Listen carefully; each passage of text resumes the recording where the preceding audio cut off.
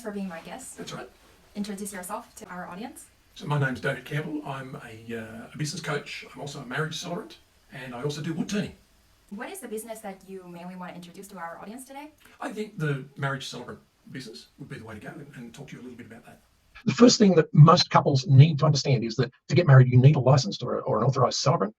The second step is to complete what's called a notice of intended marriage. And that's a form that the government has produced. It collects all the information that celebrants need. It is a legal notice, so it must be signed and witnessed by the marriage celebrant that you're working with. What documents do we need if we want to get married in Australia? Basically, you need to provide evidence of who you are so that the registered marriage celebrant is able to identify you. And that includes your date of birth, your place of birth, where you're currently living. And if you've been married before and you're now divorced, you need to provide some divorce papers, so evidence that you've been divorced, so you're no longer married. Mm-hmm. Do we need to have a PR or a Australian passport to get married here? No. Okay. You just need two forms of identification. That can be a driver's license. It can be a passport from another country is fine. A proof of age certificate is fine from the government. Any of those things, but anything that isn't in English has to be translated into English so that the celebrant can actually read it and verify that it's a true copy of the document itself.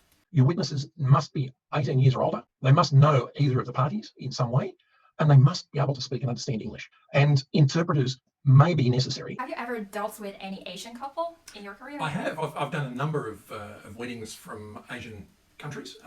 In fact, the last wedding I did was during COVID-19, and it was a couple from China. So and it was conducted here in this room. So Here?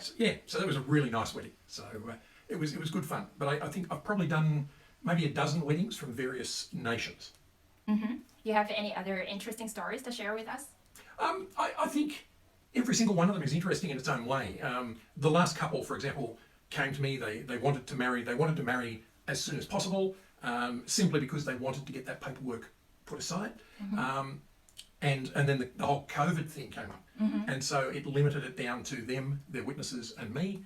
And it was an interesting event because they came in. We all had to wash our hands, and we all had to sit 1.5 meters apart. And so the witnesses were sitting over this side of the room, uh-huh. and the bride and groom were sitting over the other side of the room, which is about 3-4 meters away for those that can't see. And then I'm sitting over that side, and we just conducted the wedding and passed the documents around and those sort of things. So uh-huh.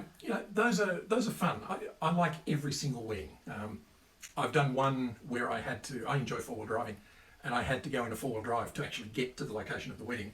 And it was pouring rain, so we were slipping and sliding everywhere, and it was about an 1.5 hour drive to get to the location. Wow! And the bride arrived in a helicopter down into the valley. So wow! It was out in the bush, about an 1.5 hour from here by road. So that was good fun. Getting out was equally challenging, trying to drive out with all that mud and slush. So it was. I hope that's gonna be popular in China too, because you don't usually get this kind of experience in China. We don't have so many like seashores and like cliffs and all that. Yeah. I guess that would be really interesting. Yeah. To have a helicopter wedding. It would be fascinating. Yeah. But even going to some of the locations around Canberra, I've done weddings up on Mount Ainslie, so up on the top of the mountain here in Canberra, just looking out over Canberra.